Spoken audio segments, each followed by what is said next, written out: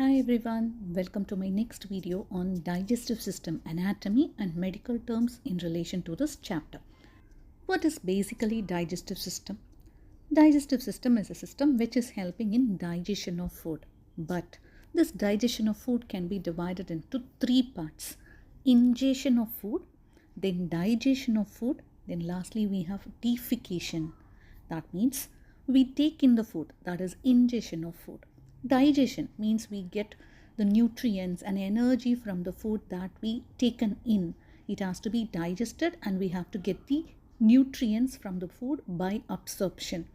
And then defecation, that means removal of the food waste products from our body. So all these things together are done with the help of digestive system. And this digestive system has got so many organs, starting from the mouth till the structure called as anus. We have so many organs in our body that are all responsible for ingestion, digestion and defecation of food. So now we will see them by starting with mouth. So mouth is a starting point of digestive system in which we have teeth and also tongue and also the fluid called as saliva.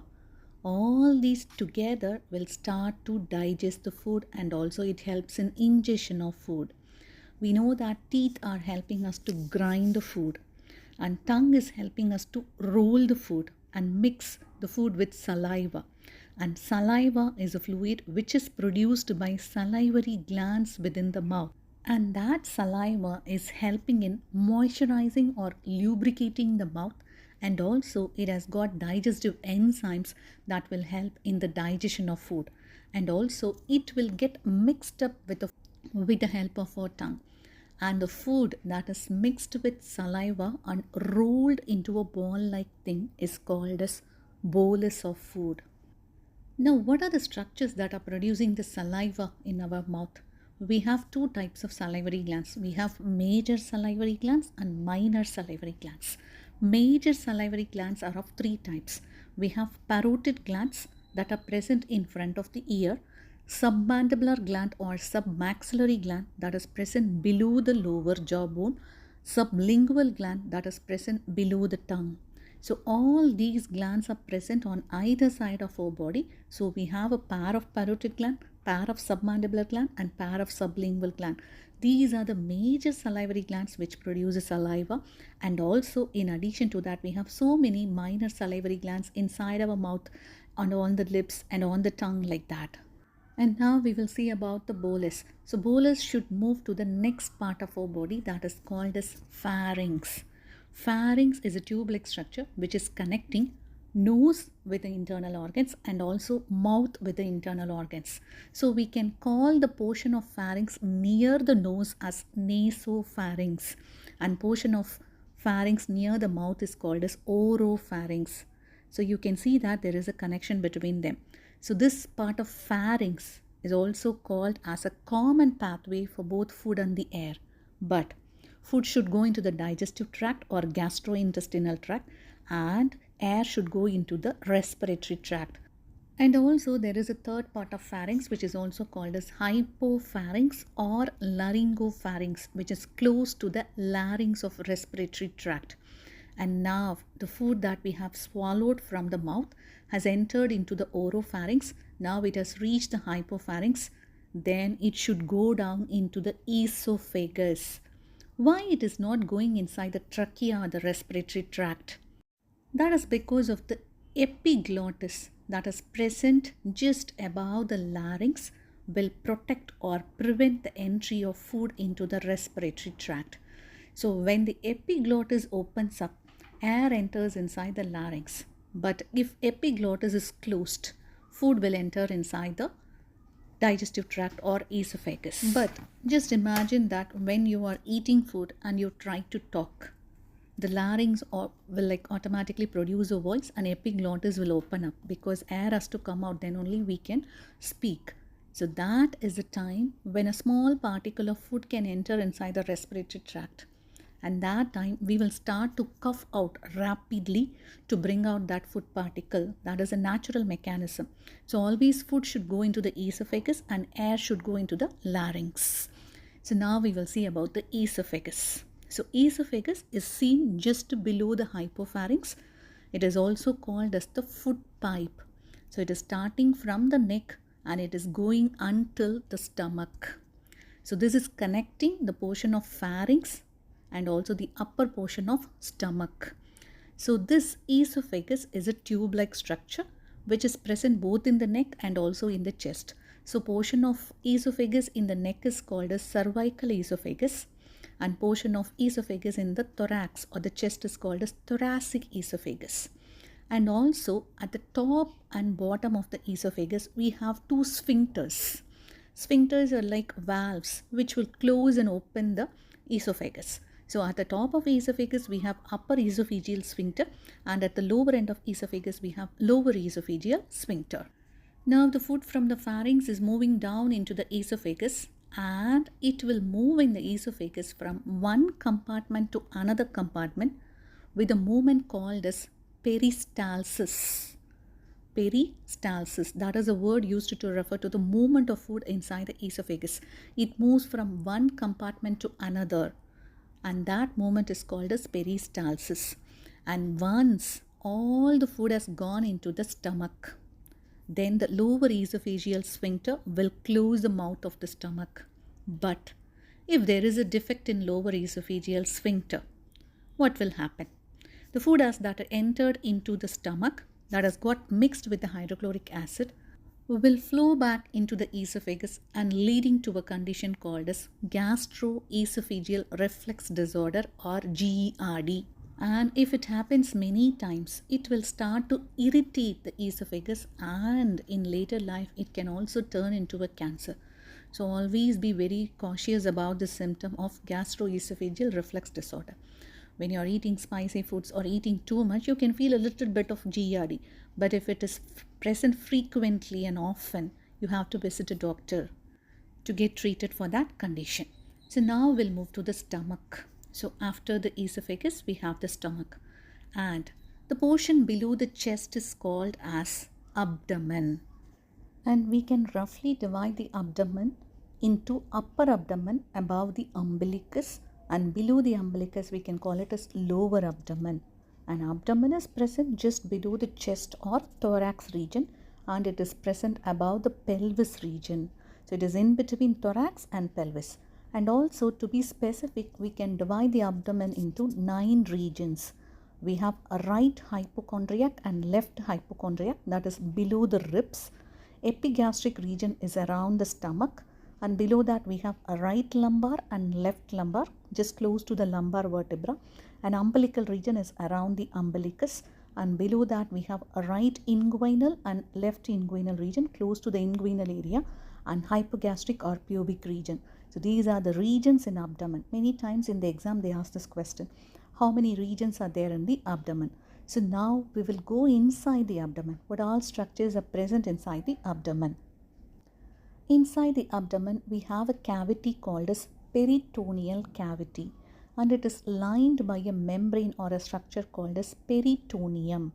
And peritoneum is present on the outer aspect is called as parietal peritoneum, and peritoneum which is present in the inner aspect of abdomen is called as visceral peritoneum.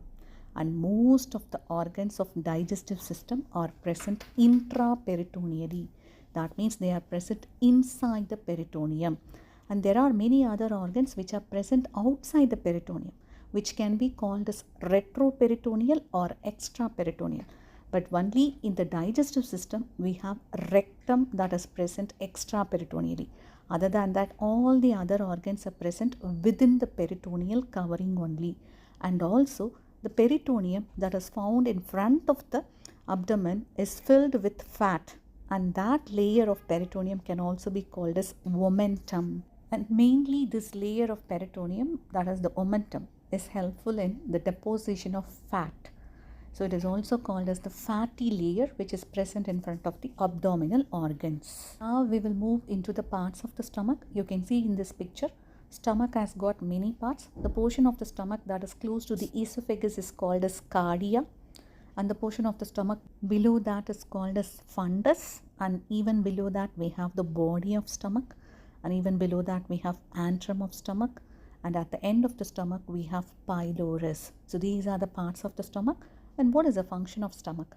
Stomach is a hollow organ which is made up of muscles.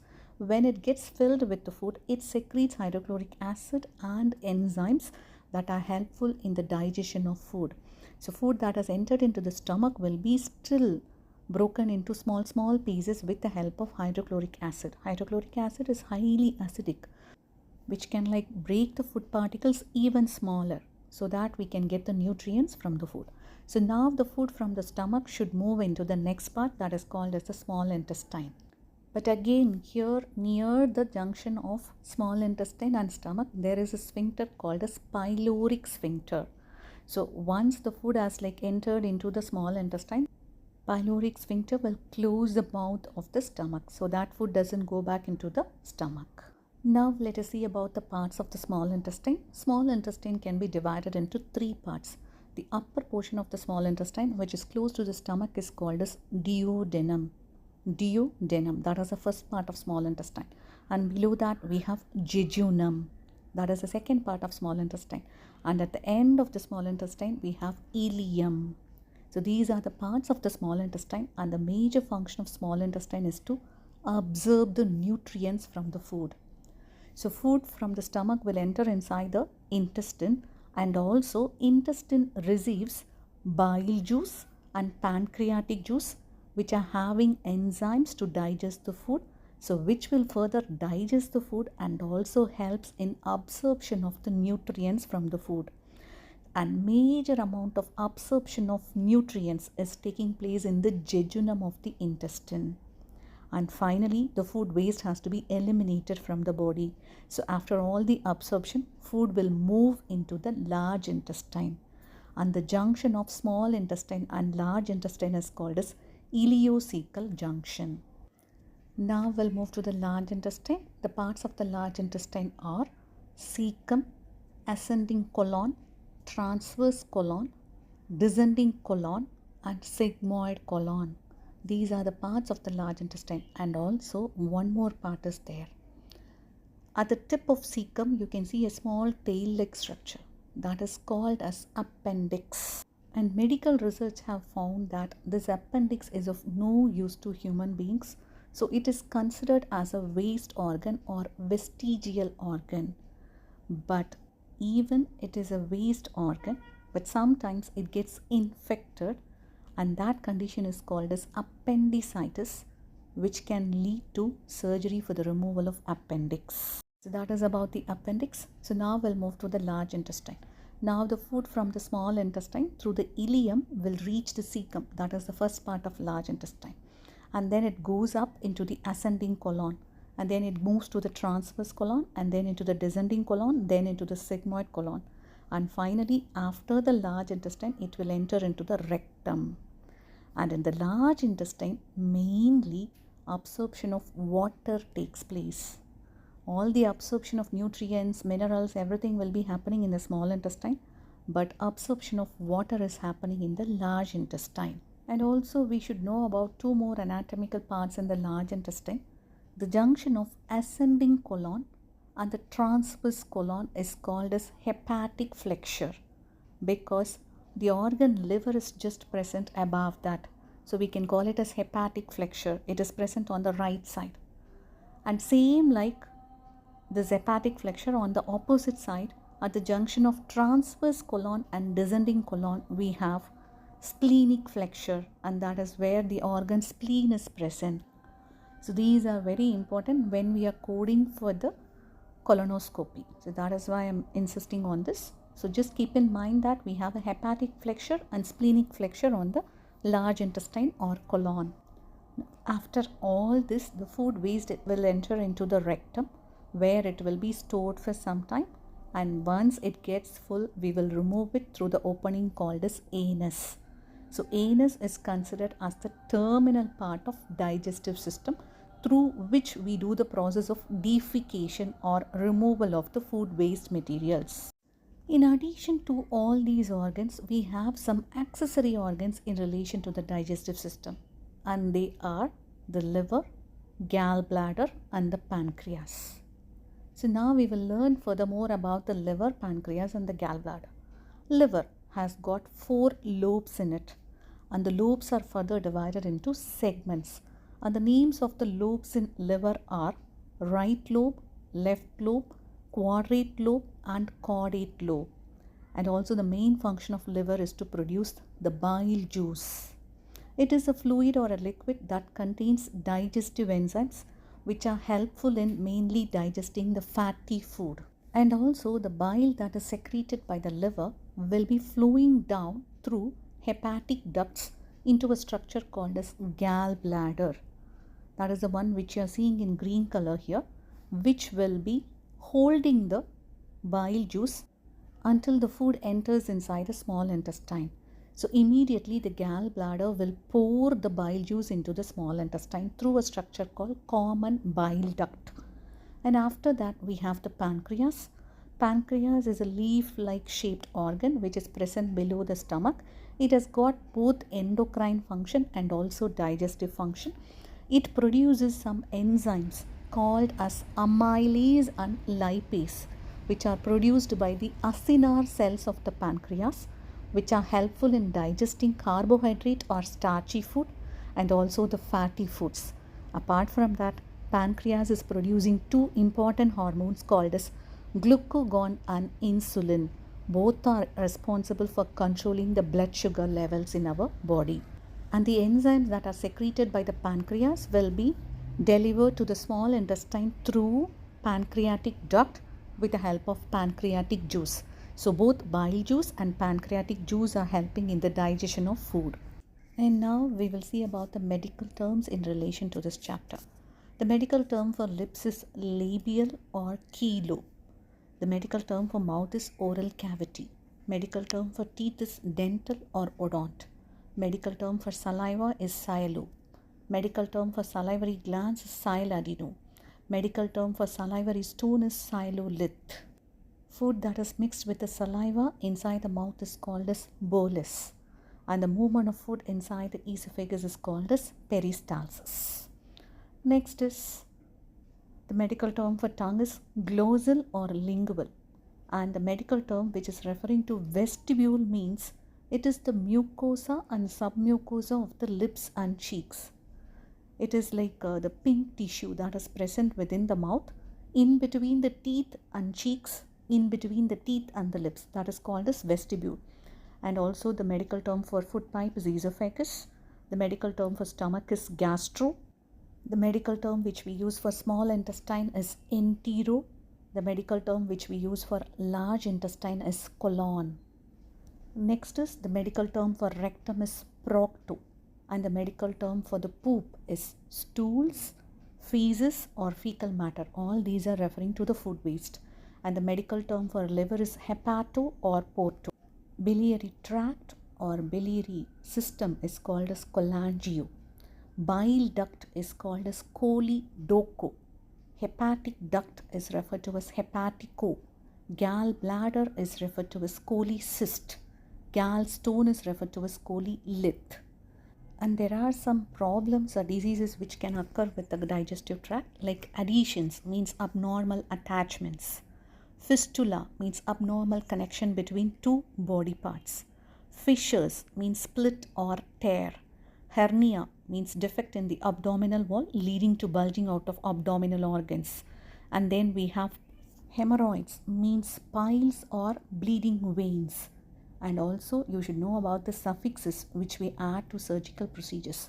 Otomy means making an opening or a cut. Ectomy is surgical removal. Ostomy is permanent opening and tube placement. Raphe means suturing. Plasty means repair and reconstruction or remodeling. Lysis means destruction. And anastomosis means establishing connection between 2 body parts. So these are the medical terms related to this digestive system. Hope I have cleared many things about the anatomy and medical terms in this chapter. If you are very confident with this, the coding for this chapter will become very simple. Thank you and please do subscribe my channel.